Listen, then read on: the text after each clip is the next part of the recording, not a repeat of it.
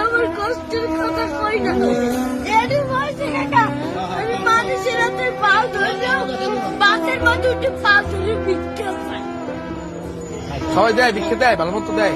একজন আজকে এত তোমার মাঝে খালি একটা মুরগি চাইছি দেখতে। কেনা পারছে একটা উন্ডালে একটা সারে এবার ওনাকে টাকা দিতে অনেক কষ্ট তোমার এখন আছে কে? বলতে বাপ নাই হাতে হয় একটা মা। মায় ভালোবাসে তোমারে?